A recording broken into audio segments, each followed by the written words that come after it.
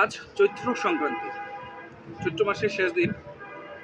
যারা গ্রামে বড় হয়েছি তারা এই চৈত্র মাসের কাহিনী সম্পর্কে অনেকের ধারণা আছে। আমরা এই গল্পগুলো অনেক জানি।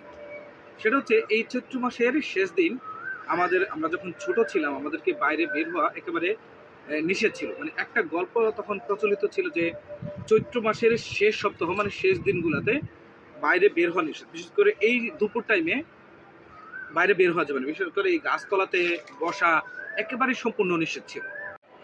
এই গাছতলাতে বসা দাঁড়ানো একেবারে আমাদের জন্য নিষেধ ছিল, কারণ তখন আমাদেরকে গল্প শোনানো হতো যে এই চৈত্র মাসে ভূত বা পেতনি এগুলো নাকি গাছের নিচে থাকে, এবং ওই চৈত্র মাসে নাকি যারা গাছের নিচে যেত, গাছের নিচে গেলেই তাদেরকে ধরা হতো। তো সে ভয়ে আমরা কখনো অন্তত দুপুরবেলা বা একা একা কখনো এই গাছতলাতে আমরা থাকতাম না। আসা একেবারে নিষেধ ছিল চৈত্র সংক্রান্তি। তো সেই দিনগুলোর কথা আজকে মনে পড়ে গেল, যেহেতু আজকে চৈত্র সংক্রান্তি। কাল থেকে পহেলা বৈশাখ, নতুন বছর শুরু।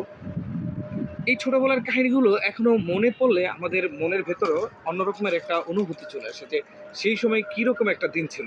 আমাদের আজকের মতো এই যে আপনাদের সাথে স্মার্টফোনে কথা বলছি, সেই স্মার্টফোন ছিল না।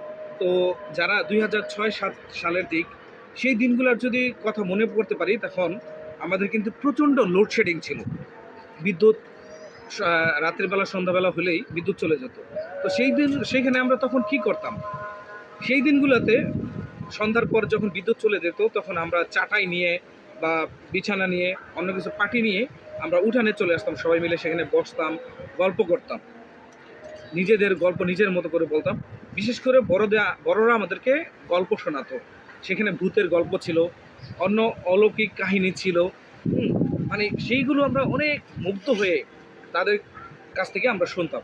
তখন এই যে স্মার্টফোন ছিল না, অপ্রয়োজনীয় ব্যস্ততার কোনো উপকরণ ছিল না।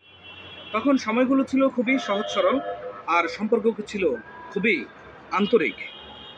একসাথে কথা বলা, গল্প বলা, সময়গুলোকে মুহূর্তগুলোকে উপভোগ করা, সেই সময়টাই ছিল মূল্যবান সময়, জীবনের প্রকৃত স্বাদ। আর এখন এই যান্ত্রিকতার জীবনে এসে সব কিছুই যেন হারিয়ে গিয়েছে।